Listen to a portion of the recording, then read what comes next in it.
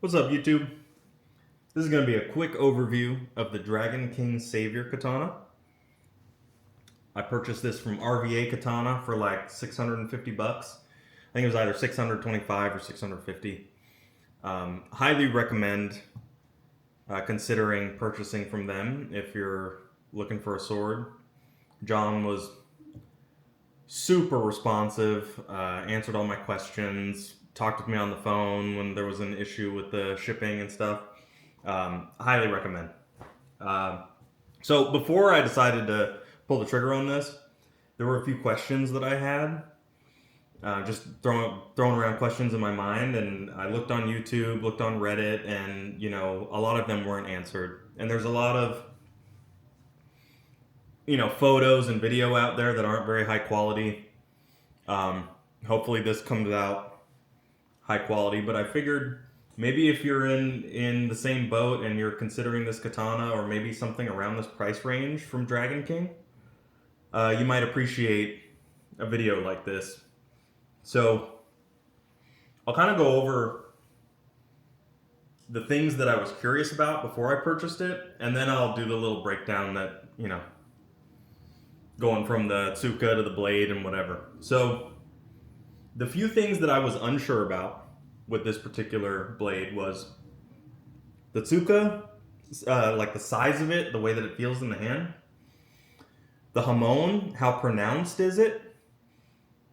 Obviously, the fittings. I have a Dragon King Autumn Leaf over here. Great fittings. I purchased that one first, so I was pretty confident that these fittings would be great as well. And they are. Very, very smooth. Let's go ahead and pick it up.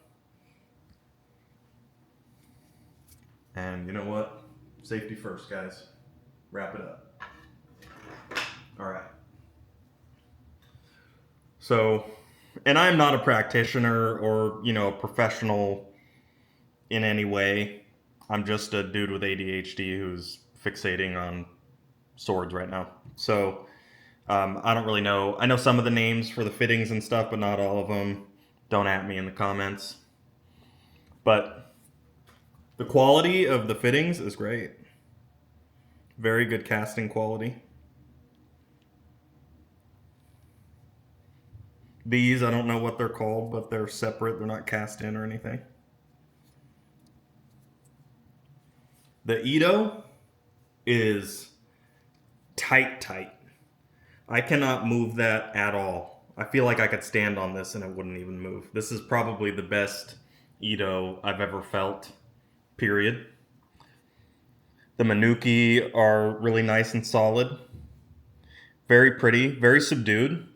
I like that they're silver in color, but they're not painted silver, which is nice. The Samegawa has small nodules.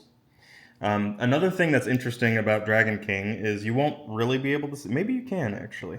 Let's see. So the knots here in the Ito, they sit very flush, right? And the way that Dragon King does this is the Suka core, they'll gouge out like channels for these knots to sit in.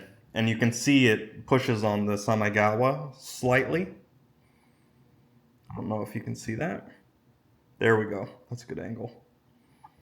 So I have seen a post where someone took this apart and, the Samegawa was kind of messed up and everything. So that's a possibility that might happen if you're someone who uses the sword often. I don't know.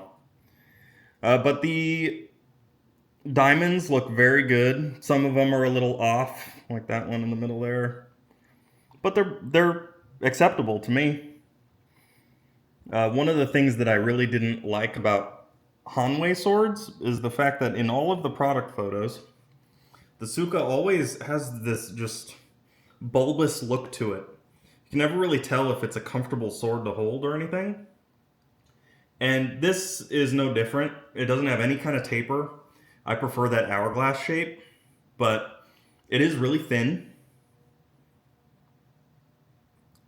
And it's very comfortable. And it doesn't look bulbous compared to the whole sword. I think it looks nice. Let's take a look at these fittings over here. Very nice casting quality on that sword. And the Suba is very, very nice. Let's go ahead and bring it over here. There we go. Very nice quality on the Suba. One of the things that I really like about Dragon King is that their Seppa is kind of a subdued, like brass color, almost like a silver. It's very nice. Gives it a more of a bespoke look. This is the other side of the Suba.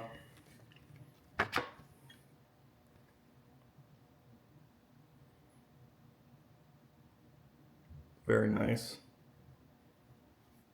And let's take a look at the blade.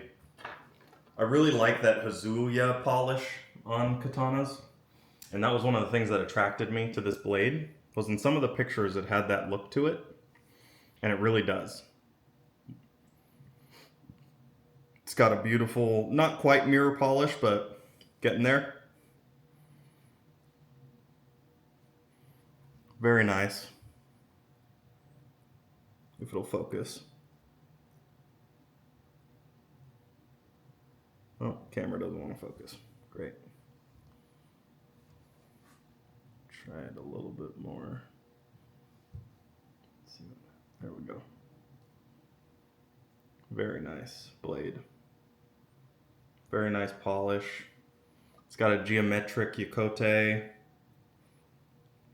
I can get it to focus there. Yeah, there we go. Beautiful.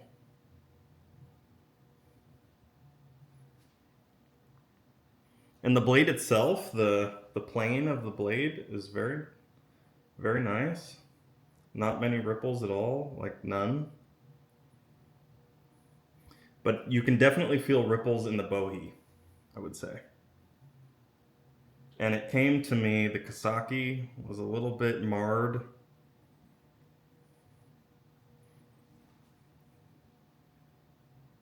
If you can see that there. Slightly marred. That's okay. I don't really care. Anyway, the saya is my biggest problem with this. So on this particular sword, it doesn't rattle. However, it will just completely fall out of the saya. And you can see the kind of mouth of the saya there is far too big for the hibaki. And then also, I don't know if you can see this here, the Sageo was put on too soon after lacquering the saya, which is a bummer. So anyway, that's a quick overview of it. If you guys want to see a comparison between this and the Dragon King Autumn Leaf, I can do that. Yeah, peace.